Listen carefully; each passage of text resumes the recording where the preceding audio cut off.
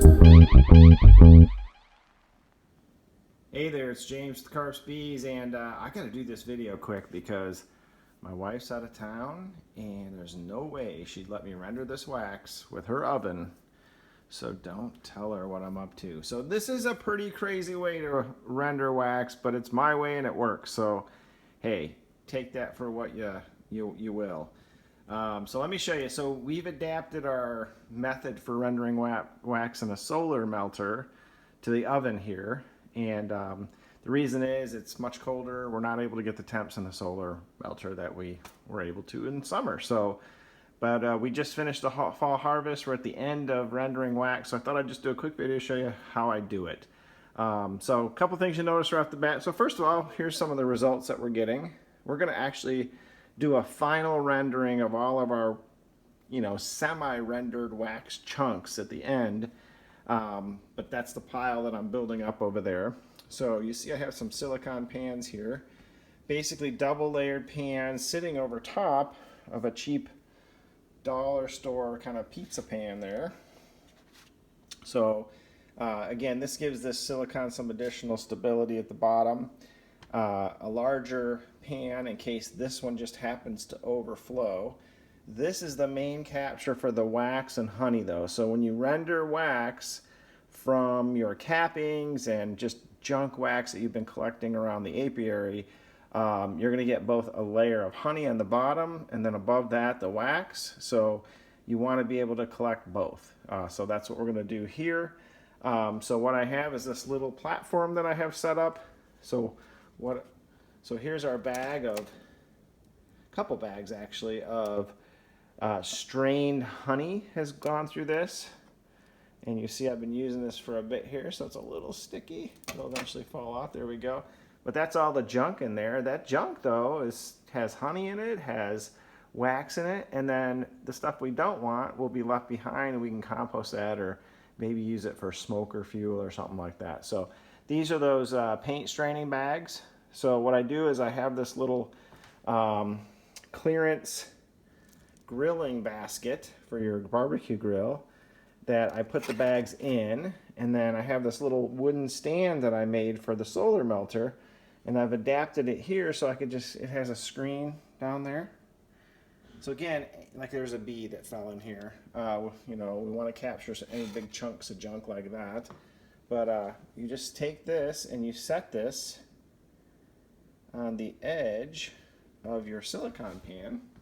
And the nice thing about these silicone pans that I bought is they do have a metal edge that runs all the way around, so it gives them a little bit of strength. But again, I put that metal pan under there just to give it more of a foundation, because the bottom of those silicone pans when they get hot can get really wobbly. So what we have here is our paint strainer with all the junk sitting in a grilling basket, sitting in a handmade screen platform. So when this heats, everything's going to fall through these different screens, and you're going to capture any junk as you go, but the wax and the honey will drip out into this pan. And if for some reason some disaster happens, you have this bottom pan to capture any overflow. Sometimes things run over the top here, so I've had it much fuller today. This is actually the smallest batch I've done, so shouldn't have anything like that. But you'll capture that, and then again you have some additional strength here at the bottom. So we're gonna go ahead and get the oven heated up here. And again, so most default temperatures are like pretty high, right? 350.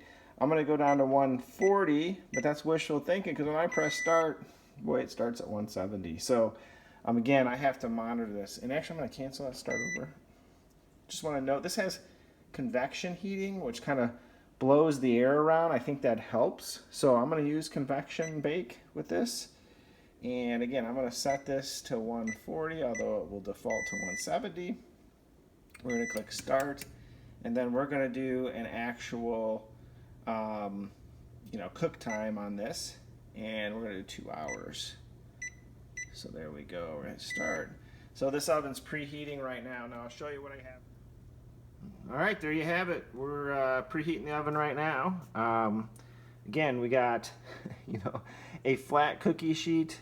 We got another cookie sheet pizza pan under there. We got a silicone pan. We got the actual capture pan that we want to capture the wax in. We got the platform. We got the barbecue cooker in there, and then we got the strainer. All this stuff lined up, and we're going to heat this up to, it'll go as high as 170, but I tend to kind of come by and open the door every now and then to kind of keep the temperature a little lower than that. That's a little higher than I like. Oven just doesn't go as low as I want, which is about 150 or so. So, all right, it's already getting warm. You can see it starting to glisten here. We'll let this go for 2 hours and come back, see how it turns out. See how it turned out. So this bag was full of wax. It's pretty empty now. And I'll just lift this support up and see what we got in here. Wow, even with as much as we've rendered, we're still getting a layer of honey on here. I'll just pull this cheap screen off. Hey, not too bad. A little bit of dirt in there. Pretty good though. I'm gonna guess that's between 2 and 3 pounds worth. We'll weigh it to be sure. So we'll probably do one more through the bag just to make sure we get all this junk out. But it looks good.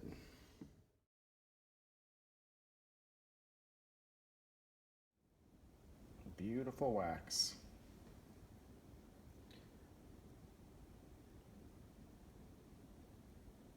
I sell these in 1 pound discs or squares, and what doesn't sell gets turned into candles.